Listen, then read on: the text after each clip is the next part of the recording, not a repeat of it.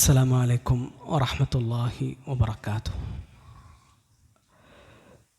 بسم الله الرحمن الرحيم. الحمد لله رب العالمين.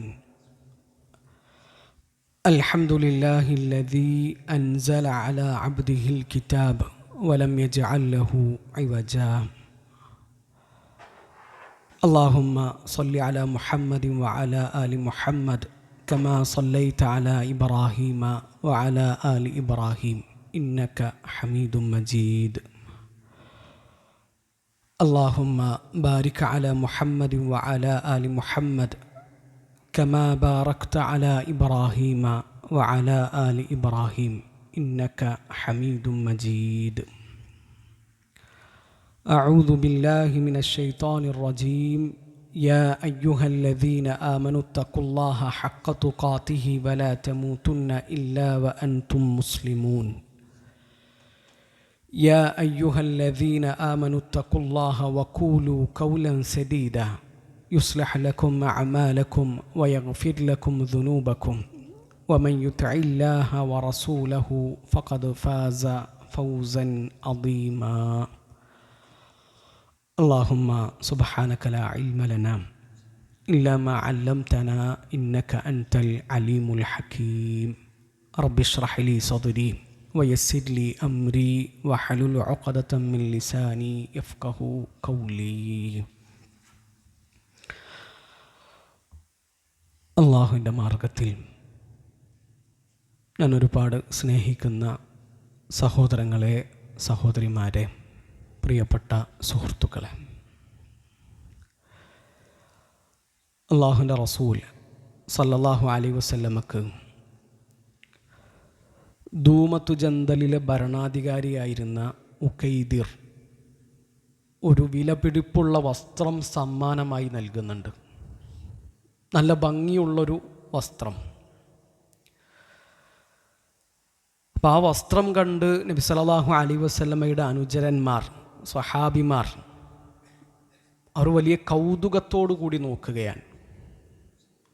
അപ്പോൾ സ്വഹാബിമാരുടെ മുഖത്ത് ആ അത്ഭുതവും കൗതുകവും കണ്ടപ്പോൾ നബി സല്ലല്ലാഹു അലൈഹി വസല്ലം അവരോട് പറഞ്ഞു, ലമനാദീലു സഅദ് ബിൻ മുആദ് ഫിൽ ജന്നതി അഹ്സനു മിൻ ഹാദാ. നാളെ അള്ളാഹു സ്വർഗത്തിൽ സഅദ് ബിൻ മുആദിന് കൊടുക്കുന്ന മിന്തിയിൽ കൈ തുടക്കാനുള്ള തുണി ഇതിനേക്കാളും എത്രയോ നല്ലതാണ്. ദുനിയാവിലൊരു വിഭവം കണ്ട് സ്വഹാബിമാർക്ക് അത്ഭുതം തോന്നിയപ്പോൾ അള്ളാഹുവിൻ്റെ റസൂൽ സല്ലല്ലാഹു അലൈഹി വസല്ലം അവരെ വേറൊരു ലോകത്തേക്ക് കൂട്ടിക്കൊണ്ടുപോകാൻ, ആഖിറത്തിനെ പറ്റിയിട്ട് അവരെ ഓർമ്മപ്പെടുത്തുകയാണ്.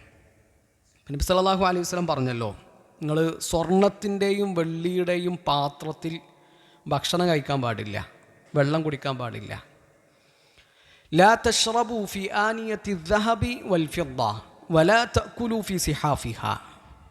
എന്നിട്ട് അതിൻ്റെ കൂടെ അള്ളാഹുവിൻ്റെ റസൂൽ സല്ലല്ലാഹു അലൈഹി വസല്ലം പറഞ്ഞൊരു കാര്യമാണ്, ഫഇന്നഹാ ലഹും ഫിദ്ദുനിയാ വലക്കും ഫിൽ ആഖിറ. അത് ബാക്കിയുള്ളവർക്ക് ഈ ദുനിയാവിലുള്ളതാണ്, നമുക്ക് ആഖിറത്തിലുള്ളതാണ്. പ്രിയപ്പെട്ടവരെ, ആഖിറത്ത് എന്നത് ഏറ്റവും വലിയ പ്രതീക്ഷകളിലൊന്നാണ്. നമ്മൾ പണിയെടുക്കേണ്ടത്, നമ്മൾ പരിശ്രമിക്കേണ്ടത് ആ ആഖിറത്തിന് വേണ്ടിയിട്ടാണ്. ഇവിടെ നമ്മളൊക്കെ വളരെ കുറച്ച് കാലമാണ് ജീവിക്കുക, വളരെ ചുരുങ്ങിയ കാലം. നബി സല്ലല്ലാഹു അലൈഹി വസല്ലം എത്ര ലളിതമായിട്ടാണ് ഈ ദുനിയാവിൽ ജീവിച്ചത്.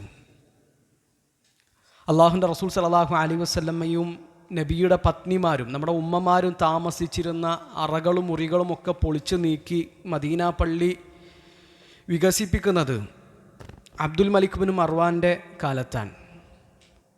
അപ്പം അന്ന് സഈദ് ബിൻ മുസയ്യബ് റഹിമഹുല്ലാഹു തആല പറയുന്നുണ്ട്, നബി സല്ലല്ലാഹു അലൈഹി വസല്ലമയും ഭാര്യമാരും താമസിച്ചിരുന്ന ആ മുറികൾ, ആ അറകൾ ഇന്നും മദീനയിൽ ഉണ്ടായിരുന്നുവെങ്കിൽ മദീനയിലെത്തുന്ന ആളുകൾക്ക് ഉത്ബോധനമായിട്ട് അത് തന്നെ മതിയാകുമായിരുന്നു. ഞാൻ ഇവിടെ നമ്മൾ വളരെ ചുരുങ്ങിയ കാലമാണ്. അപ്പോൾ നമ്മുടെ മനസ്സിൽ ദുനിയാവിൻ്റെ വലുപ്പം എത്ര കൂടുന്നുവോ അതനുസരിച്ച് ആഖിറത്തിൻ്റെ വലുപ്പം കുറയും. ദുനിയാവിൻ്റെ വലുപ്പം എത്ര കുറയുന്നുവോ അതനുസരിച്ച് ആഖിറത്തിൻ്റെ വലുപ്പം കൂടും. നമ്മളിവിടെ ഒരു 3/4 മണിക്കൂർ സമയമോ അല്ലെങ്കിൽ 1 മണിക്കൂർ സമയമോ ഇരിക്കുമ്പോൾ അള്ളാഹുവിൻ്റെ അടുക്കൽ നിന്നുള്ള വമ്പിച്ച കൂലി പ്രതീക്ഷിച്ചുകൊണ്ടായിരിക്കണം നമ്മൾ ഓരോരുത്തരും ഇവിടെ ഇരിക്കേണ്ടത്. ആദ്യം എനിക്ക് എന്നോടും നിങ്ങളോടും പറയാനുള്ളത് 100% ഇഖ്ലാസ് ഉള്ളവരാകണം. ആദ്യമായിട്ട് നരകത്തിലേക്ക് വലിച്ചെറിയപ്പെടുന്ന ആളുകൾ യുക്തിവാദികളല്ല, ഫിറഔനല്ല, ഹാമാനല്ല, കാറൂനല്ല. അവർ അള്ളാഹുവിൻ്റെ ദീനിന് വേണ്ടി ഒരുപാട് ചെയ്തവരാണ്. ഒന്നാമതായിട്ട് നരകത്തിലേക്ക് വലിച്ചെറിയപ്പെടുന്ന ആൾ റജുലുൻ ജമഅൽ ഖുർആൻ, ഖുർആൻ പഠിച്ച ആളാണ്. പക്ഷെ പഠിച്ചത് എന്തിനായിരുന്നു? അത് നാട്ടുകാർ പറയാൻ വേണ്ടിയിട്ടായിരുന്നു. നല്ല കാര്യമാണ്, നല്ല പണ്ഡിതനാണ്, നല്ല അറിവുള്ള മനുഷ്യനാണ്, അതൊക്കെ പറഞ്ഞു കഴിഞ്ഞു. ഇനി ഇവിടെ നിനക്കൊന്നുമില്ല എന്ന് അള്ളാഹു പറയും. രണ്ടാമത്തെ ഒരാൾ കസീറുൽ മാൽ, അള്ളാഹു ഒരുപാട് സമ്പത്തൊക്കെ കൊടുത്ത മനുഷ്യനാണ്. അള്ളാഹുവിൻ്റെ മാർഗത്തിൽ അയാൾ ഒരുപാട് ചിലവഴിച്ചിട്ടുണ്ട്. പക്ഷേ ചിലവഴിച്ചത് ഫുലാനുൻ ജവാദ്, അയാൾ നല്ല ധർമ്മിഷ്ഠനാണെന്ന് പറയാൻ വേണ്ടിയിട്ടായിരുന്നു. അതൊക്കെ പറഞ്ഞു കഴിഞ്ഞു. ഇനി ഇവിടെ ഒന്നുമില്ല. മൂന്നാമത്തെ ആളാരാന്നറിയോ? റജുലുൻ ഖുതില ഫീ സബീലില്ലാ, അള്ളാഹുവിൻ്റെ മാർഗത്തിൽ ഷഹീദായ മനുഷ്യനാണ്. ഒരാൾക്ക് അയാളുടെ ജീവനേക്കാളും വലുത് വേറെ എന്തെങ്കിലും ഉണ്ടോ? അയാളുടെ ജീവനാണ് അയാൾ അള്ളാഹുവിൻ്റെ മാർഗത്തിൽ കൊടുത്തത്. ആ മനുഷ്യനെ പിടിച്ചിട്ടാണ് അള്ളാഹു നരകത്തിലേക്ക് വലിച്ചെറിയുന്നത്. അപ്പോൾ എൻ്റെ പ്രിയപ്പെട്ട സഹോദരങ്ങളോട്, എന്നോട് എനിക്ക് ആദ്യം ഓർമ്മപ്പെടുത്താനുള്ളത്, ഏതൊരു കർമ്മം ചെയ്യുമ്പോഴും, അത് ഇവിടെ ഇരിക്കുമ്പോൾ മാത്രമല്ല, നമ്മുടെ ഏത് ഇബാദത്തായാലും അത് അള്ളാഹുവിൻ്റെ വജ്ഹ് മാത്രം ഉദ്ദേശിച്ചുകൊണ്ട് ചെയ്യാൻ നമുക്ക് ഓരോരുത്തർക്കും കഴിയണം. അള്ളാഹു 100% ഇഖ്ലാസോടുകൂടി ഈ ദീനിൻ്റെ വഴിയിൽ ജീവിക്കുവാൻ നമ്മളെല്ലാവരെയും അനുഗ്രഹിക്കട്ടെ. പ്രിയപ്പെട്ടവരെ, റമദാൻ്റെ ഏറ്റവും അമൂല്യമായ നിമിഷങ്ങളിലൂടെയാണ് നമ്മൾ കടന്നുപോയിക്കൊണ്ടിരിക്കുന്നത്. ഓരോ ദിവസവും അമൂല്യമാണ്. റമദാൻ എന്ന് പറഞ്ഞാൽ ഒരുപാട് കാലമൊന്നുമില്ല. അയ്യാമം മഅദൂദാത്ത്, എണ്ണപ്പെട്ട കുറച്ച് ദിവസങ്ങൾ പെട്ടെന്ന് തീർന്നു പോകും. ഇപ്പോൾ കഴിഞ്ഞ 5-6 ദിവസങ്ങൾ തീർന്നു പോയത് എത്ര വേഗതയിലാണെന്ന് ആലോചിച്ച് നോക്കിങ്ങൾ. ഇനി ഈ 30 ദിവസങ്ങളും പെട്ടെന്ന് തീർന്നു പോകും. ഇനി ഈദുൽ ഫിത്ർ ആഘോഷിക്കുന്ന അന്ന് നമ്മൾ പരസ്പരം ഇങ്ങനെ പറയും, എത്ര പെട്ടെന്നാണ് ആ 30 ദിവസങ്ങൾ തീർന്നു പോയത്. അപ്പം അതുപോലെ ഈ മാസവും നമ്മുടെ ആയുസ്സും നമ്മുടെ ജീവിതവും ഒക്കെ തീർന്നു പോകും. അപ്പോൾ ഈ ഒരു പുണ്യവും കൂലിയും പ്രതീക്ഷിച്ചുകൊണ്ട് നമ്മൾ ഓരോരുത്തരും ഇവിടെ ഇരിക്കുക. അള്ളാഹു ഈ കൂടിയിരുത്തത്തിന് ഏറ്റവും നല്ല പ്രതിഫലം നൽകട്ടെ. പ്രിയപ്പെട്ടവരെ, ഹിജറ 23-ാം വർഷം അള്ളാഹുവിൻ്റെ റസൂൽ സല്ലല്ലാഹു അലൈഹി വസല്ലമയുടെ മദീന, ഒരു ഫജ്ർ നിസ്കാരത്തിൻ്റെ സമയമാണ്. ഹിജറ 23 എന്ന് പറഞ്ഞാൽ ഉമർ ബിൻ ഖത്താബ് റളിയല്ലാഹു അൻഹു രാഷ്ട്രം ഭരിക്കുന്ന സമയമാണ്. ഖലീഫയാണ് ഇമാം. ഉമർ ബിൻ ഖത്താബ് റളിയല്ലാഹു അൻഹു ആണ് മദീന പള്ളിയിലെ ഇമാം. ഫജ്ർ നിസ്കാരത്തിന് സമയമായിട്ടുണ്ട്. ഉമർ റളിയല്ലാഹു അൻഹു എല്ലാവരെയും വിളിച്ച് ഉണർത്തി പള്ളിയിലേക്ക് നടന്നു പോവാൻ. അങ്ങനെ പള്ളിയിലെത്തി. അവിടെ സഹാബിമാർ അരണ്ട വെളിച്ചത്തിലാണ് നിസ്കരിക്കുന്നത്. സൊഫൊക്കെ ശരിയാക്കി. നബിയും സഹാബിമാർ നിസ്കരിക്കാൻ നിൽക്കുമ്പോൾ ആദ്യം സൊഫ് ശരിയാക്കും. അത് വെറുതെ ഒരു പറച്ചിൽ മാത്രമായിരുന്നില്ല. അള്ളാഹുവിൻ്റെ റസൂൽ സല്ലല്ലാഹു അലൈഹി വസല്ലമ സ്വഹാബിമാരുടെ തോളിലൊക്കെ തട്ടി പരസ്പരം ചേർത്ത് നിർത്തിയിരുന്നു. അങ്ങനെ ഉമർ റളിയല്ലാഹു അൻഹു സൊഫൊക്കെ ശരിയാക്കി ഒന്നാമത്തെ സൊഫിലേക്ക് കയറി നിന്നു. നിസ്കാരം തുടങ്ങി. അപ്പോൾ പിന്നിൽ ഉമർ റളിയല്ലാഹു അൻഹുവിനെ കൊല്ലാൻ ഖഞ്ചറുമായി, ഇരുതല മൂർച്ചയുള്ള കടാരയുമായി അബൂ ലുഅ്ലു എന്ന മജൂസിയായ മനുഷ്യനുണ്ട്. ഉമർ റളിയല്ലാഹു അൻഹു നിസ്കാരം തുടങ്ങി. ഫാത്തിഹ ഓതി, സൂറത്ത് ഓതി നിസ്കരിച്ചുകൊണ്ടിരിക്കുന്നതിനിടയിൽ പിന്നെ സൊഫിൽ നിന്ന് അബൂ ലുഅ്ലു മുന്നോട്ട് കയറി വന്നു. ഉമർ റളിയല്ലാഹു അൻഹുവിനെ 3 തവണ കുത്തിനാൻ. ആ 3 കുത്തുകൾ ഏറ്റ് ഉമർ ബിൻ ഖത്താബ് റളിയല്ലാഹു അൻഹു മദീന പള്ളിയുടെ 1-ാമത്തെ സൊഫിൽ ബോധം കെട്ട് വീണു. അബ്ദുറഹ്മാൻ ബിൻ ഔഫ് റളിയല്ലാഹുവിൻ്റെ നേതൃത്വത്തിൽ മുസ്ലിങ്ങൾ ഫജ്ർ നിസ്കാരം പൂർത്തിയാക്കി. ഉമർ റളിയല്ലാഹുവിനെ വീട്ടിലേക്ക് മാറ്റി. അബൂ ലുഅ്ലുവിനെ പിടിക്കാനുള്ള ശ്രമത്തിനിടയിൽ 12 സ്വഹാബിമാർക്ക് കുത്തേറ്റു. 7 പേർ ഷഹീദുകളായി. ഫജ്ർ നിസ്കാരം കഴിഞ്ഞ് സ്വഹാബിമാർ ഉമർ റളിയല്ലാഹുവിൻ്റെ അടുക്കലെത്തി. അപ്പോൾ ഉമർ റളിയല്ലാഹുവിൻ്റെ 1-ാമത്തെ ചോദ്യം എന്താണെന്ന് അറിയോ? ബോധം തെളിഞ്ഞപ്പോൾ, അസ്വല്ലന്നാസ്, ജനങ്ങൾ നിസ്കരിച്ചോ? നിസ്കാരത്തിനിടയിൽ കുത്ത് കിട്ടിയിട്ടാണല്ലോ ഞാൻ വീണത്. ആ നിസ്കാരം ജനങ്ങൾ പൂർത്തിയാക്കിയോ? അതെ, അവർ പൂർത്തിയാക്കിയിട്ടുണ്ട്. അബ്ദുറഹ്മാൻ ഇബ്നു ഔഫ് റളിയല്ലാഹു അൻഹു ഇമാം എന്ന ഒരു നിസ്കാരം പൂർത്തിയാക്കിയിട്ടുണ്ട്. ഉമർ റളിയല്ലാഹു അൻഹു എഴുന്നേറ്റു. ലാ ഹദ്ദ ഫിൽ ഇസ്ലാമി ലിമൻ തറക സ്വലാഹ്. നിസ്കാരം ഒഴിവാക്കുന്നവന് ഇസ്ലാമിൽ ഒരു പങ്കുമില്ല, ഒരു ഓഹരിയുമില്ല എന്ന് പറഞ്ഞ് എഴുന്നേറ്റ് നിന്നിട്ട് നിസ്കരിക്കാൻ. നിസ്കാരം കഴിഞ്ഞു. ഓരോ സ്വഹാബിമാരിങ്ങനെ ഉമർ റളിയല്ലാഹു അൻഹു വന്ന് കാണുന്നു, തിരിച്ചു പോകുന്നു, സംസാരിക്കുന്നു. കാരണം അത്രക്കും അപകടകരമായ അവസ്ഥയിലാണ് ഉമർ റളിയല്ലാഹു അൻഹു കിടക്കുന്നത്. അപ്പോൾ ആ കൂട്ടത്തിൽ ഉമർ റളിയല്ലാഹു അൻഹു കാണാമെന്നൊരു ചെറുപ്പക്കാരനുണ്ടായിരുന്നു. അയാൾ സംസാരിച്ചു, ഉമർ റളിയല്ലാഹു അൻഹു സമാധാനിപ്പിച്ചു, തിരിച്ചുപോയി. അപ്പോൾ ആ സമയത്ത് കൂടെ ഉള്ളവരോട് ഉമർ റളിയല്ലാഹു അൻഹു പറയാണ്, റുദ്ദു അലയ്യൽ ഗുലാം, നിങ്ങൾ ആ ചെറുപ്പക്കാരനെ ഒന്നുകൂടി വിളിക്കണം, എനിക്ക് അയാളോട് ഒന്നുകൂടി സംസാരിക്കണം. അങ്ങനെ സ്വഹാബിമാർ അയാളെ വിളിച്ചു. അയാൾ വന്നു. ആ മനുഷ്യനോട് ഉമർ ബിൻ ഖത്താബ് റളിയല്ലാഹു അൻഹു പറഞ്ഞത് എന്താണെന്നറിയോ? യബ്ന അഖി ഇർഫഅ സൗബക്, എൻ്റെ പൊന്നു സഹോദര, നീ നിൻ്റെ വസ്ത്രം ഒന്ന് കയറ്റി കൊടുക്ക്, അത് നെരിയാണിക്ക് താഴെ പോയിട്ടുണ്ട്. ഉമർ ബിൻ ഖത്താബ് റളിയല്ലാഹു അൻഹുവിൻ്റെ അവസ്ഥ എന്താണെന്നറിയോ? ഉമർ റളിയല്ലാഹു അൻഹുവിന് കൊടുക്കുന്ന പാല് അദ്ദേഹത്തിൻ്റെ മുറിവിലൂടെ പുറത്തേക്ക് ഒലിച്ചിറങ്ങുന്നുണ്ട്. ഉമർ ബിൻ ഖത്താബ് റളിയല്ലാഹു അൻഹുവിന് കൊടുക്കുന്ന മരുന്ന് അദ്ദേഹത്തിൻ്റെ കുത്തേറ്റ മുറിവിലൂടെ പുറത്തേക്ക് ഒലിച്ചിറങ്ങുന്നുണ്ട്. അബ്ദുല്ലാഹിബ്നു ഉമർ റളിയല്ലാഹു അൻഹു പറയാണ്, ഉപ്പയുടെ വയറ്റത്ത് ഞാൻ കൈവച്ചപ്പോൾ എൻ്റെ കൈ ഉപ്പാൻ്റെ വയറ്റിൻ്റെ ഉള്ളിലേക്ക് പോയി. ഞാൻ അത്ര ആഴത്തിലുള്ള മുറിവുമായിട്ടാണ് ഉമർ ബിൻ ഖത്താബ് റളിയല്ലാഹു അൻഹു അവിടെ കിടക്കുന്നത്. മരണത്തെ മുന്നിൽ കണ്ട് കിടക്കുന്ന സമയമാണ്. പക്ഷെ ആ സമയത്തും അള്ളാഹുവിൻ്റെ റസൂൽ സല്ലല്ലാഹു അലൈഹി വസല്ലമയുടെ സ്വഹാബിമാർക്ക് നബി സല്ലല്ലാഹു അലൈഹി വസല്ലമ പഠിപ്പിച്ച വസ്ത്രധാരണ ഒരു വിഷയമായിരുന്നു. അവർക്കതൊരു പ്രശ്നമായിരുന്നു. നമ്മളെന്താ പറയുക, നിര്യാണിക്കതായ വസ്ത്രം പോണൊക്കെ ഇപ്പം എത്ര വലിയ വിഷയമാണോ? അതൊക്കെ ഇത്ര വലിയ സംഭവമാക്കി സംസാരിക്കേണ്ട കാര്യമാണോ? ഉമർ റളിയല്ലാഹു അൻഹു അതൊരു പ്രശ്നമായിരുന്നു. മരണം മുമ്പിൽ കണ്ട് കിടക്കുന്ന സമയത്തും അള്ളാഹുവിൻ്റെ റസൂൽ സല്ലല്ലാഹു അലൈഹി വസല്ലമയുടെ പ്രിയപ്പെട്ട അനുചരൻ ഉമർ ബിൻ ഖത്താബ് റളിയല്ലാഹു അൻഹു ഒരു വിഷയമായിരുന്നു. ഉമർ റളിയല്ലാഹു അൻഹു ചോദിക്കുന്നില്ല, അഹങ്കാരത്തോടു കൂടിയാണ് വസ്ത്രം ധരിച്ചത്, അല്ലല്ലേ, എന്നാ പ്രശ്നമല്ല എന്ന് പറയുന്നില്ല. അഹങ്കാരത്തോടു കൂടിയാണോ അഹങ്കാരത്തോടു കൂടിയല്ലേ എന്ന ചോദ്യം അവിടെ ഇല്ല. ആ വസ്ത്രം കയറ്റി കൊടുക്കുക, അതാണ് തഖ്വ എന്നാണ് ഉമർ ബിൻ ഖത്താബ് റളിയല്ലാഹു അൻഹു ആ ചെറുപ്പക്കാരനെ പഠിപ്പിക്കുന്നത്. അപ്പം നമ്മുടെ നാട്ടിലെ ആൾക്കാർ ഈ നെരിയാണിക്ക് താഴെ വസ്ത്രം ധരിക്കുക എന്നുള്ളത് വലിയ ഗൗരവത്തിൽ കാണാറില്ല പലപ്പോഴും.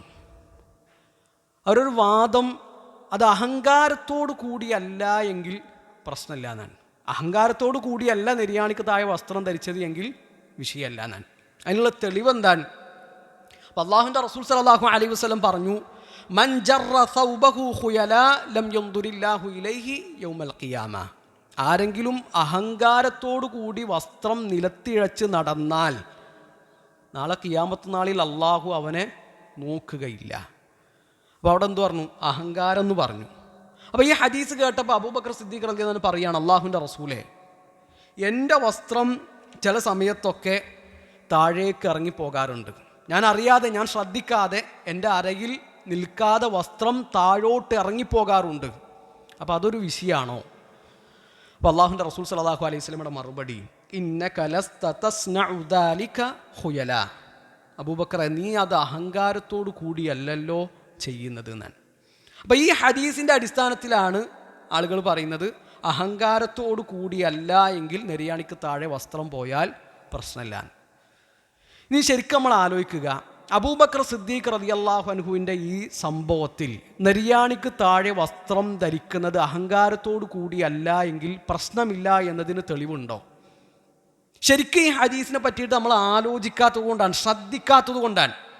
ഇവിടെ അബൂബക്കർ സിദ്ദീഖ് റളിയല്ലാഹു അൻഹുവിൻ്റെ വിഷയം എന്താണ്? ഇമാം അൽബാനി റഹിമഹുല്ലാഹു തആല ഈ വാദമായി വരുന്ന ആളുകൾക്ക് ശക്തമായ ഭാഷയിൽ മറുപടി കൊടുക്കുന്നുണ്ട്. അബൂബക്കർ സിദ്ദീഖ് റളിയല്ലാഹു അൻഹു വസ്ത്രം ധരിച്ചത് എങ്ങനെയാണ്?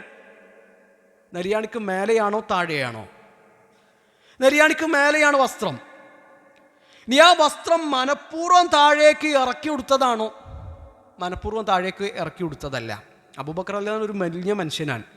അപ്പോൾ ചില സമയത്ത് വസ്ത്രം അരയിൽ നിൽക്കൂല, നിൽക്കാത്ത സമയത്ത് അറിയാതെ താഴേക്ക് ഊർന്നു പോകും.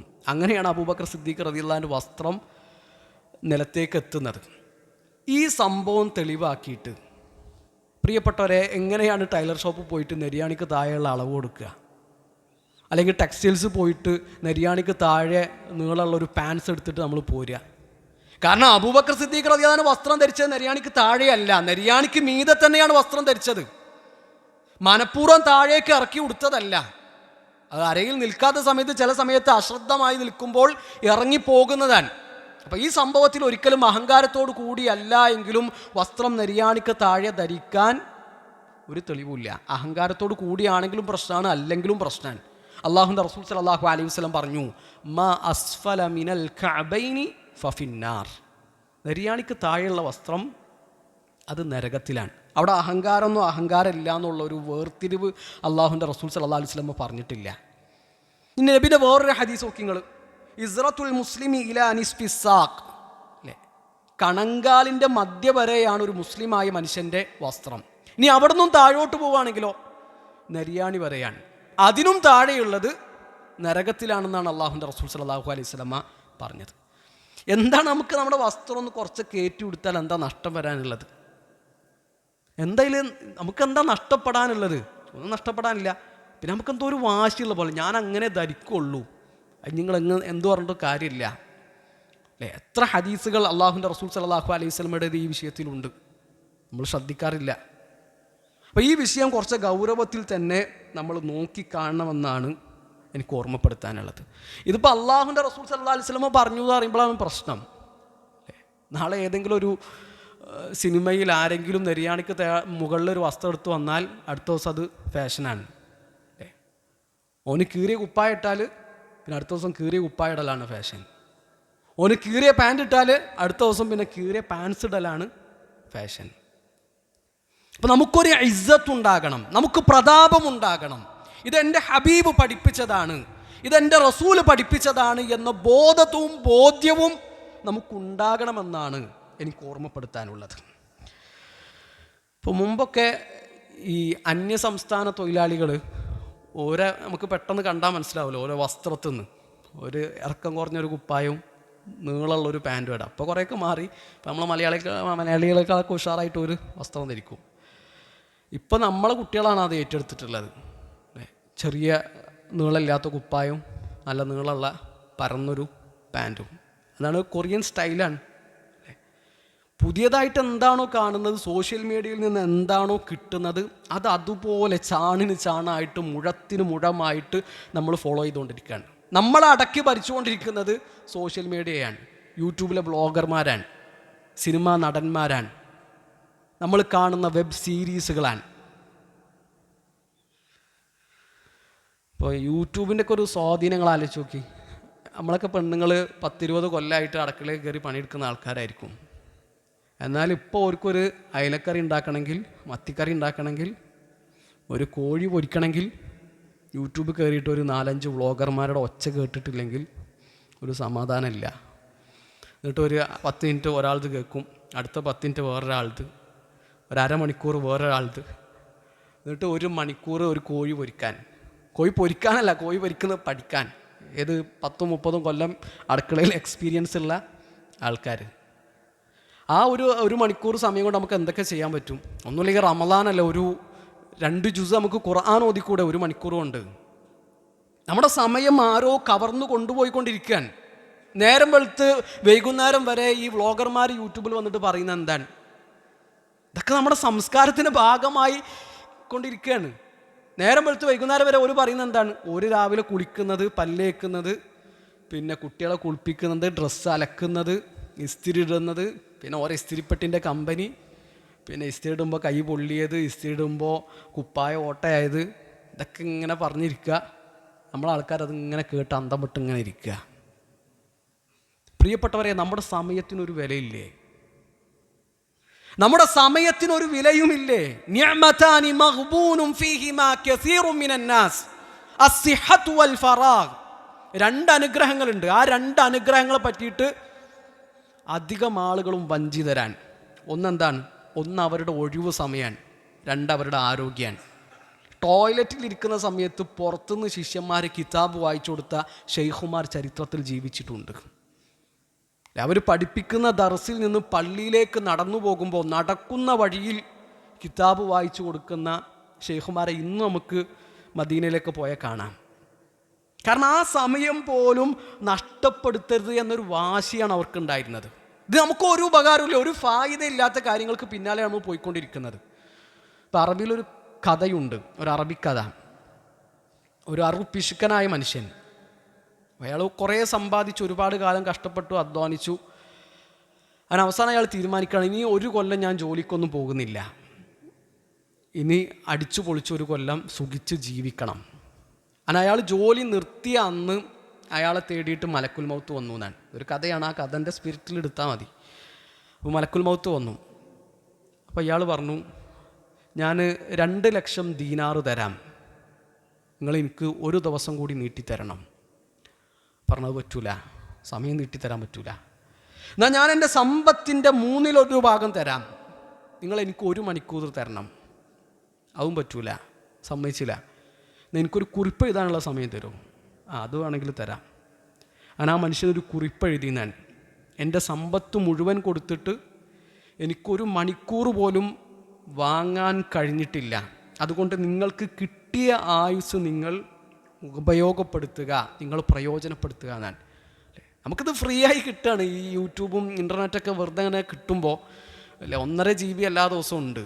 പിന്നെ അങ്ങനെ നോക്കും, ഇനി ഒരു 800 MB ബാക്കിയുണ്ട്, അപ്പോൾ അതെന്തെങ്കിലും ചെയ്യണം അല്ലേ. നമുക്കൊരാവശ്യം ഉണ്ടാവില്ല, എന്നാലും ആ 800 MB എങ്ങനെയെങ്കിലൊക്കെ ഒന്ന് ചിലവാക്കണം. പണ്ടൊരാളൊരു ചെരുപ്പ് കടയിൽ കയറി. അപ്പോൾ ചെരുപ്പ് കടയിൽ കയറിയപ്പോൾ 6 ഇഞ്ച് ചെരുപ്പിന് എന്താ വില എന്ന് ചോദിച്ചു. അപ്പോൾ 6 ഇഞ്ച് ചെരുപ്പിന് 200 റുപ്യാണ്. 8 ഇഞ്ചിന് 200 റുപ്യാണ്. എന്നാൽ അങ്ങനെ ലാഭം ഉണ്ടാക്കണ്ട, എനിക്ക് 8 ഇഞ്ചിൻ്റെ ചെരുപ്പ് മതി എന്നാണ്. മൂപ്പർക്ക് 6 ഇഞ്ചിൻ്റെ ചെരുപ്പ് മതി. അപ്പോൾ ഇങ്ങനെ നമുക്കൊരാവശ്യമില്ലാത്ത കാര്യമായിരിക്കും, എന്നാൽ എന്തായാലും നമുക്ക് കിട്ടിയല്ലോ, വെറുതെ കിട്ടുകയല്ലേ എന്ന് വിചാരിച്ച് എന്തെങ്കിലുമൊക്കെ കണ്ടിട്ട് നമ്മുടെ സമയം അങ്ങ് തീർത്ത് കളയുക. യൂട്യൂബിലും സോഷ്യൽ മീഡിയയിലും നമ്മൾ കിടന്നുറങ്ങുക. പ്രിയപ്പെട്ടവരെ, നമുക്ക് എന്താണോ ആവശ്യം അത് മാത്രം നമ്മൾ ചെയ്യുക, അത് മാത്രം നമ്മൾ കാണുക, അത് മാത്രം നമുക്ക് കേൾക്കുക. വ്ളോഗർമാർ പറയുന്നതിനനുസരിച്ച് തിരിക്കാനും ചാടാനും തുള്ളാനും ഉള്ളതല്ല നമ്മുടെ ജീവിതം. നമുക്കൊരു നിലപാട് വേണം. ഇസ്ലാമിനൊരു സംസ്കാരമുണ്ട്, ഇസ്ലാമിന് ചില ശീലങ്ങളുണ്ട്, ചില നിലപാടുകളുണ്ട്. ഇപ്പോൾ നമ്മളൊക്കെ പെണ്ണുങ്ങൾ കോലം കെട്ടിക്കൊണ്ടിരിക്കുകയാണ്. ആരെ കണ്ടിട്ടാണ് ഈ വേഷം കെട്ടലുകൾ? എന്ത് കോലത്തിലാണ് നമ്മുടെ വീട്ടിൽ നിന്ന് പെണ്ണുങ്ങൾ ഇറങ്ങിപ്പോകുന്നത്?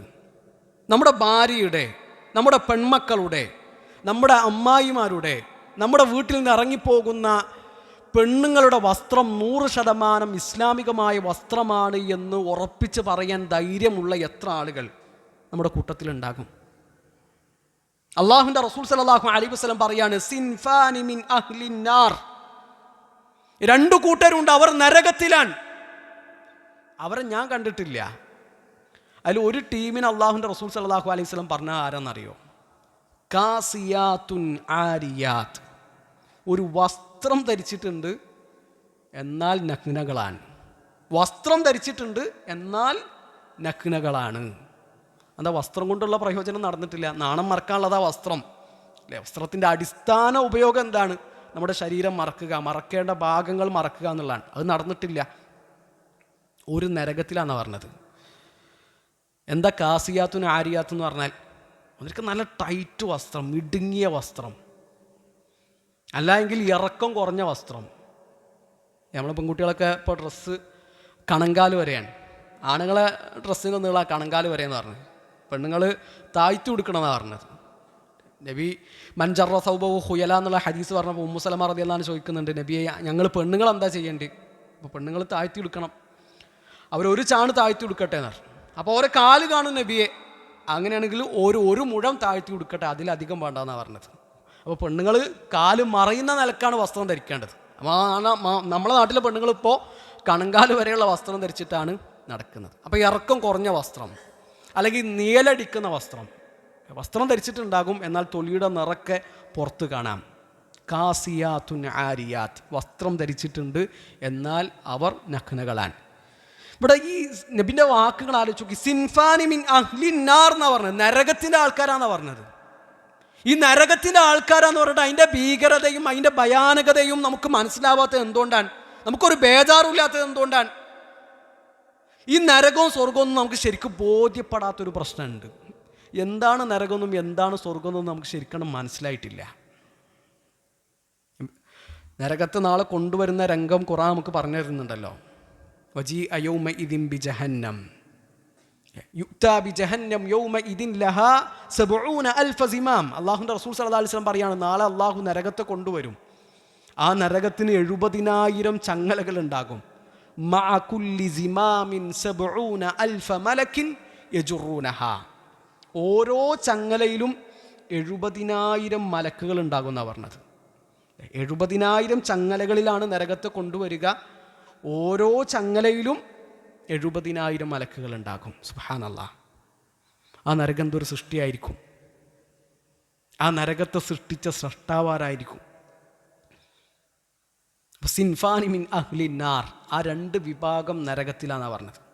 അപ്പോൾ പെണ്ണുങ്ങൾക്കും കുട്ടികൾക്കൊക്കെ ഡ്രസ്സ് എടുത്തു കൊടുക്കുമ്പോൾ എടുത്തു കൊടുക്കുന്ന ആരാ? നമ്മളെല്ലാം എടുത്തു കൊടുക്കുന്നത്.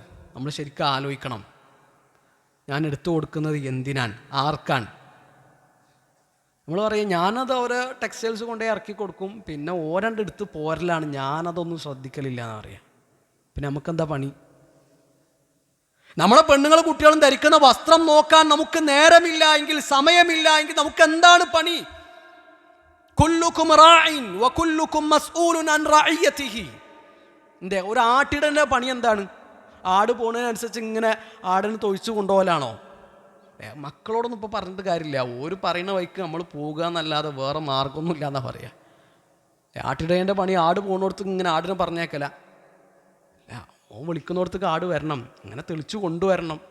ആട് പോകുന്നിടത്തൊക്കെ ആട് പോയാൽ അതിനെ ചെന്നായി പിടിച്ചു കൊണ്ടുപോകും. മക്കൾ പോകുന്നിടത്തൊക്കെ മക്കൾ പോയാൽ അവരെ ചെന്നായി പിടിച്ചു കൊണ്ടുപോകും. അത് മക്കൾക്ക് ഇപ്പം അറിയില്ല, നമുക്കറിയാം. അവിടെ നമ്മുടെ കയ്യിലൊരു കയറ് വേണം.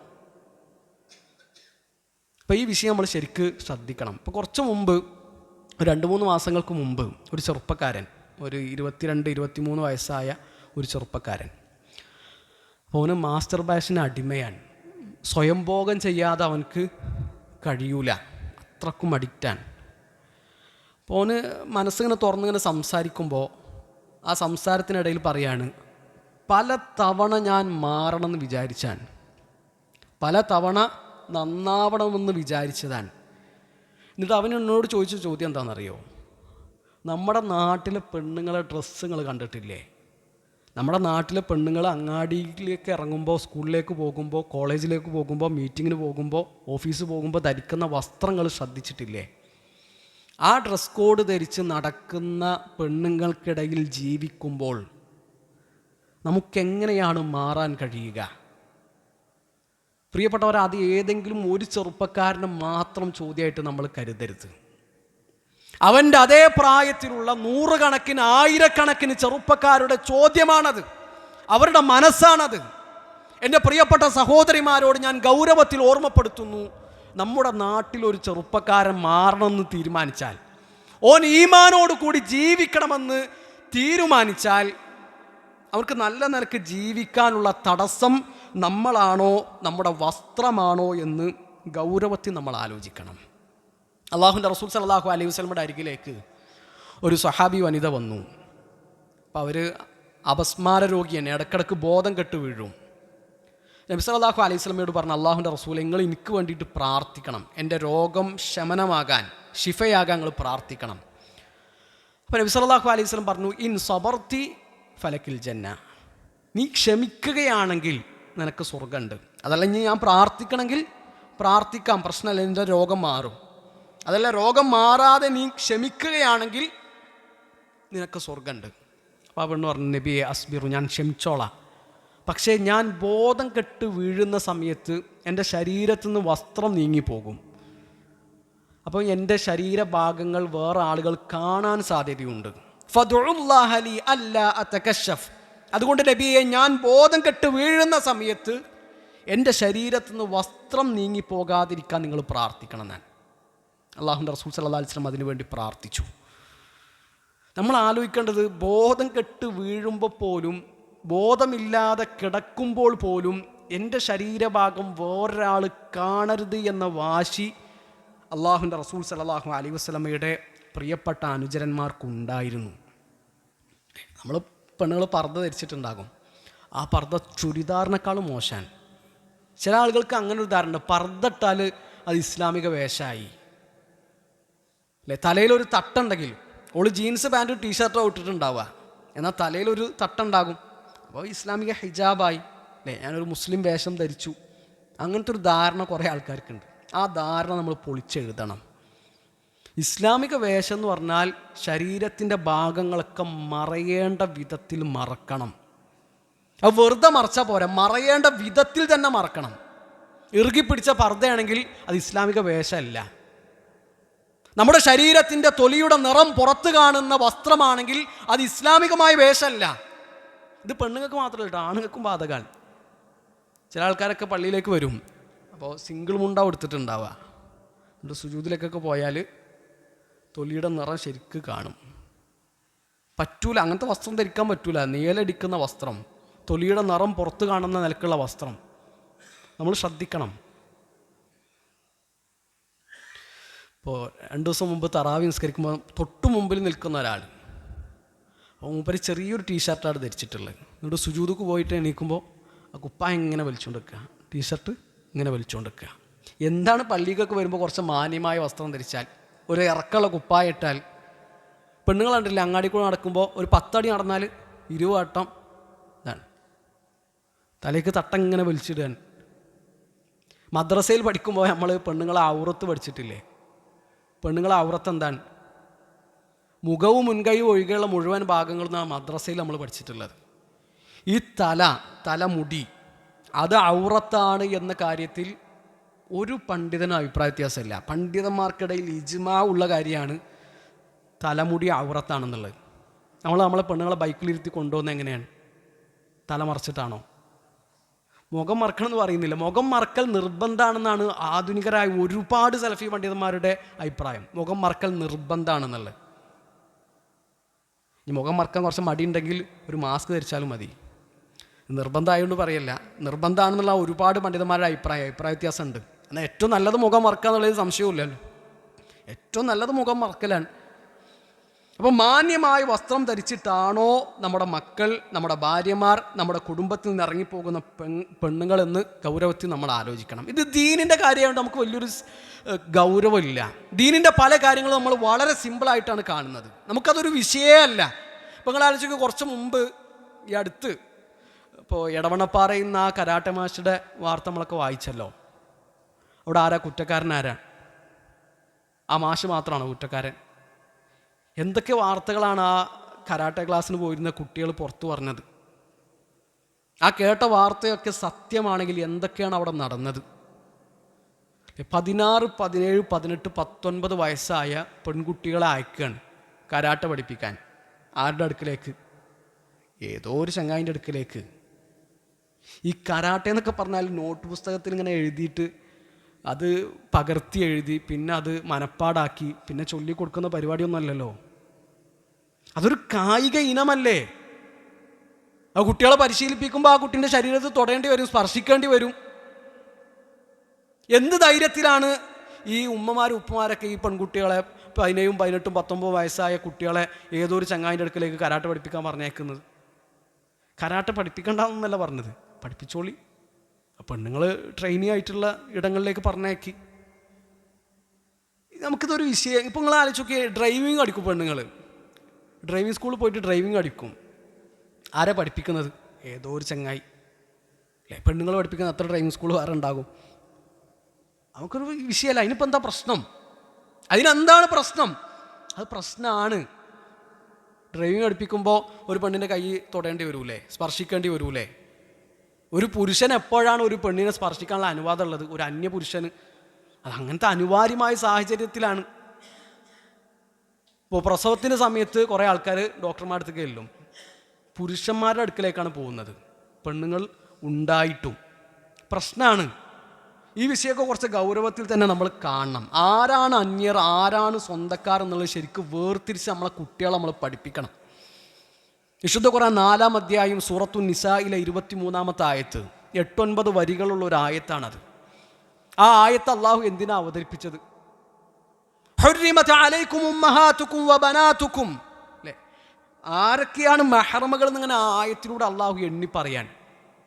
മഹ്റമുകളെ പഠിപ്പിക്കാൻ വേണ്ടിയിട്ടാണ് അള്ളാഹു ഖുർആനിലെ ഒരു 8-9 വരികൾ ഉപയോഗിച്ചിട്ടുള്ളത്. അപ്പോൾ ആ വിഷയം എത്ര ഗൗരവമുള്ള വിഷയമാണ്.